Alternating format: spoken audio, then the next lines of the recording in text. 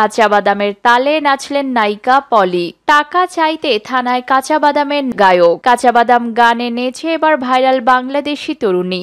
এবার দেখুন বিস্তারিত সংবাদ। কাঁচা বাদামের তালে নাচলেন নায়িকা পলি। সোশ্যাল মিডিয়ায় ঢু মারলে এখন শোনা যায় কাঁচা বাদাম গানটি। গত কয়েকদিন এটি ব্যাপক পরিসরে ভাইরাল হয়েছে। বাংলাদেশ ও ভারতের পশ্চিমবঙ্গে গানটি নিয়ে তুমুল হইচই। ভাইরাল গানটিতে এবার মচলেন ঢাকায় সিনেমার একসময়ের নায়িকা পলি।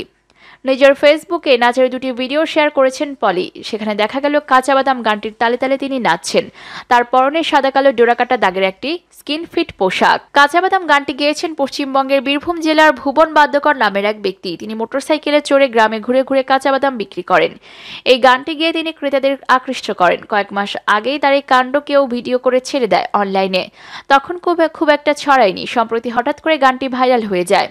মিউজিক সমেত বহু ভার্সন ইতিমধ্যে ছড়িয়ে গেছে। এছাড়া কেউ কেউ ভুবনের সুর নকল করে অন্য কথায় গিয়ে নতুন গান হিসেবে প্রকাশ করছেন। উল্লেখ্য 2003 সালে মোহাম্মদ হোসেন পরিচালিত ফায়ার সিনেমার মাধ্যমে রূপালী পর্দায় আত্মপ্রকাশ করেন পলি। এরপর অল্প সময় পরিচিতি পান।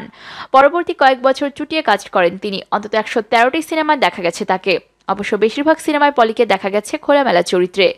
ঢালিউডের অশ্লীল যুগের যে কজন নায়িকা ছিলেন পলিকে তাদের একজন বিবেচনা করা হয়।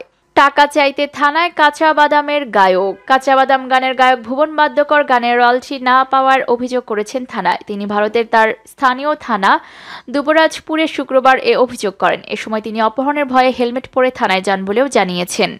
পেশায় বাদাম বিক্রেতা ভুবন বাদ্যকর ভারতের বীরভূম জেলার দুবরাজপুর ব্লকের অন্তর্গত লক্ষ্মীনারায়ণপুর পঞ্চায়েতের কুড়ালজুড়ি গ্রামের বাসিন্দা। তিনি একটি পুরনো মোটরসাইকেলে করে খালি পায়ে বিভিন্ন গ্রামে বাদাম বিক্রি করেন। এমনকি পাশের রাজ্য ঝাড়খণ্ডেও যান তিনি। বাদাম বিক্রির পাশাপাশি তিনি মানুষকে মনোরঞ্জন করার জন্য গানও করেন। আরও জানা গেছে তিনি সিটি গোল্ডের চেন, ঝুড়ি, হাতের বালা, মোবাইলের ভাঙা, হাঁসের পালক, মাথার চুল ইত্যাদি নিয়ে বাদাম দেন ক্রেতাদের। তিনি এসব জিনিসপত্রের নাম দিয়ে তৈরি করেছেন গানটি। ভুবন বাদ্যকরের দাবি তার এই গান ইতিমধ্যে ভাইরাল হয়েছে সামাজিক যোগাযোগ মাধ্যমে।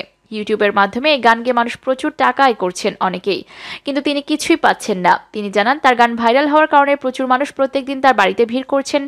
সকলে গান ভিডিও রেকর্ডিং করছেন, সেগুলো সামাজিক যোগাযোগ মাধ্যমে দিয়ে টাকাও আয় করছেন, কিন্তু তিনি কিছুই পাচ্ছেন না। এমনকি ইউটিউবে তার গান কপিরাইট দেখাচ্ছে, কিন্তু তিনি নিজে কোনো গানই আপডেট করেননি।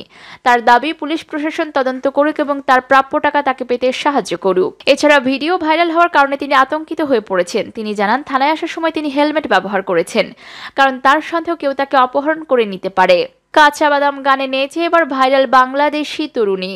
ভাজা বাদাম নয়, কাঁচা বাদাম বিক্রি করেন তিনি। ভাজা বাদামের অপকারিতা আর কাঁচা বাদামের উপকারিতা নিয়ে একটি গানও বেঁধেছেন। সম্প্রতি গানটি সামাজিক যোগাযোগ মাধ্যমে ভাইরাল হয়েছে। এর আগে বাংলাদেশে একজন তরুণ ইউটিউবার এই গায়কের সঙ্গে দেখা করে হয়ে যান ভাইরাল। এবার সে গানের সঙ্গে নেচে ভাইরাল হয়েছেন বাংলাদেশি এক তরুণী।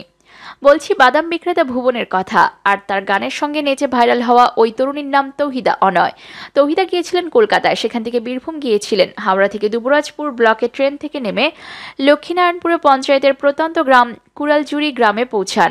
এরপর খুঁজে বের করেন সে বাদাম বিক্রেতা ভুবনকে। তারপর ভুবন বিখ্যাত গানটি গাইলেন আর নাচলেন তৌহিদা।